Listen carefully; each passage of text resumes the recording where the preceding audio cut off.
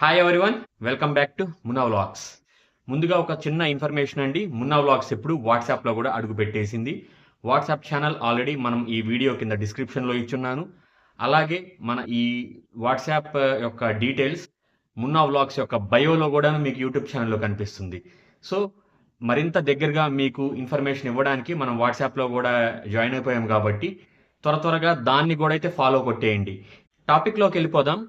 నిన్న తెలంగాణ సీఎం రేవంత్ రెడ్డి గారు, అలాగే పిటి ఉష, ఇంకా మరికొంతమంది ఈ తెలంగాణలో జరిగిన ఈ గచ్చిబౌలి స్పోర్ట్స్ డిస్టిక్, అలాగే young India physical education and sports university యొక్క ప్రారంభోత్సవాన్ని సందర్భంగా ఒక ఆసక్తికరమైన వ్యాఖ్యలు అయితే చేశారండి. 2036లో ఇండియా ఆతిథ్యం ఇవ్వడానికి కన్ఫామ్ అయిపోయింది ఒలింపిక్స్. దాన్ని అహ్మదాబాద్ కాకుండా ఎలాగైనా మన హైదరాబాద్లో జరిగేటట్టు ప్లాన్ చేయాలి అని చెప్పి చాలా డేరింగ్ స్టేట్మెంట్ అయితే పాస్ చేశారు హైదరాబాద్ నుంచి. దాన్ని మెచ్చుకోవాలి. ఎందుకంటే ఆల్రెడీ మనం ఆఫ్రో ఏషియన్ గేమ్స్ కానీ, కామన్వెల్త్ గేమ్స్ కానీ మన ఈ హైదరాబాద్లో ఆల్రెడీ జరిగాయి కాబట్టి, అలాగే రానున్న రోజుల్లో ఈ ఫిజికల్ ఎడ్యుకేషన్ ఈ యూనివర్సిటీస్ కానీ ఇంకా మంచి మంచి స్టేడియంస్ కట్టి ఈ స్పోర్ట్స్ని ప్రైవేట్తో, అంటే గవర్నమెంట్ అండ్ ప్రైవేట్ ఇన్బిల్ట్ వాళ్ళని యూజ్ చేసుకొని ఈ స్పోర్ట్స్ యాక్టివిటీస్ని తెలంగాణలో ఇంకొంచెం మరీ ఎక్కువగా ముందుకు తీసుకెళ్లాలని చెప్పి ఆయన ప్లాన్స్ అని చెప్పి అయితే మనకు తెలిసింది.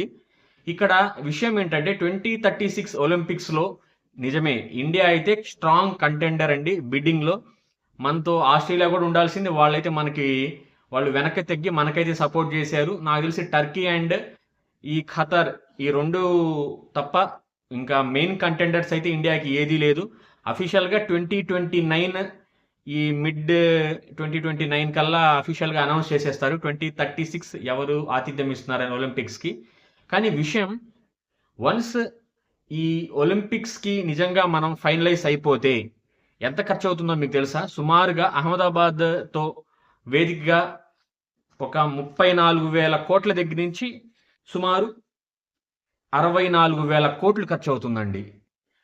అంటే అంత అమౌంట్ ఖర్చు పెట్టి మనం పెద్ద స్పోర్టింగ్ నేషన్స్ కూడా కాదండి. మన ఇండియా లాంటి కంట్రీలో ఐఐటి సీట్ కొట్టామా, నీట్ ర్యాంక్ వచ్చిందా, యూపీఎస్సీ ట్రై చేశామా, లేదంటే సాఫ్ట్వేర్ జాబ్ కొట్టామా, ఇలాంటి ఆలోచనలతోనే మన ఇండియాలో ఎక్కువగా యువత దీని మీదే ఫోకస్ చేసి ఉంటుంది. అంతేగాని మనం అంత పెద్ద స్పోర్టింగ్ నేషన్ కాదు. మన కల్చర్ కూడాను స్పోర్ట్స్కి అంతగా ఏమీ, ఒక క్రికెట్కి ఎక్కువగా ఈ ప్రేమిస్తారే తప్ప అంతకు మించి ఈవెన్ ఫీఫా వరల్డ్ కప్స్లో కూడా మనం ఇప్పుడు దాకా మనం పాల్గొనలేదంటే అర్థమైపోతుంది కదా అసలు. అంటే అన్ని కంట్రీస్ ఆడే ఫిఫా వరల్డ్ కప్, అంటే వరల్డ్ కప్, ఫుట్బాల్ వరల్డ్ కప్లో కూడా మనం లేము. సో అయినా కూడాను అంటే ఈ హోస్టింగ్ తీసుకుంటే ఇండియాకి యాక్చువల్లీ నిజమే బూస్టింగ్ ఉంటుంది వరల్డ్ కంట్రీస్లో.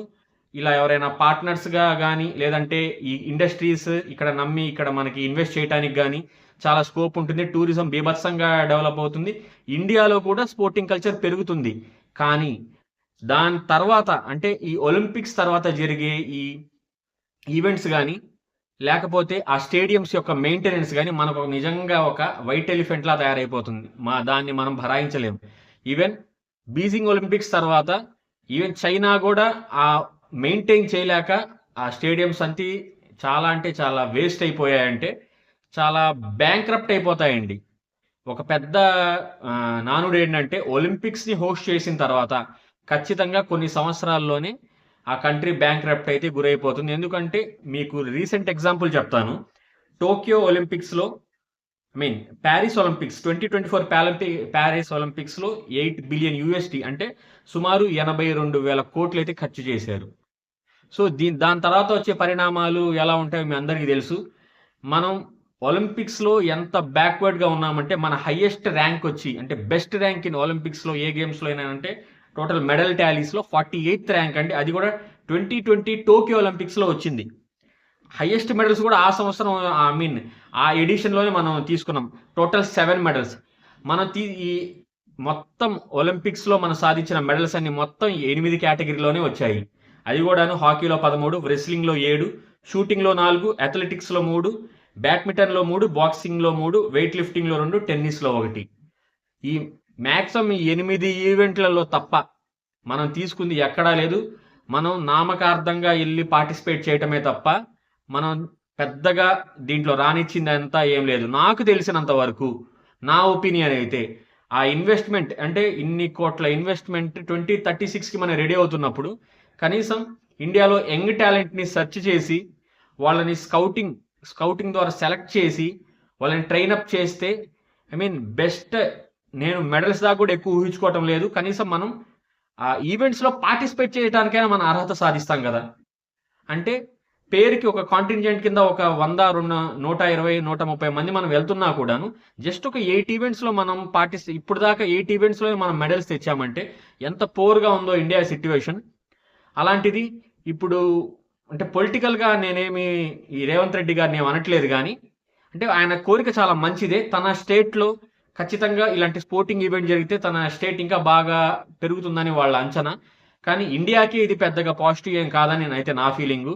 ముందు ఆ ఈ టాలెంట్ని గుర్తించి వాళ్ళని ట్రైనప్ చేసి ఇంటర్నేషనల్ లెవెల్లో వాళ్ళని బాగా షైనప్ చేసిన తర్వాత ఒలింపిక్స్లో 1-2 ఒలింపిక్స్లో కనుక మనం ఈ డబల్ డిజిట్ కనుక ముందు దాటి ఒక రెస్పెక్టబుల్ ర్యాంక్లో కనుక మనం వస్తే అప్పుడు ఖచ్చితంగా ఈ ఆలోచన అయితే చెయ్యొచ్చు, మనం కూడా ఒలింపిక్స్ హోస్ట్ చేయాలని చెప్పి.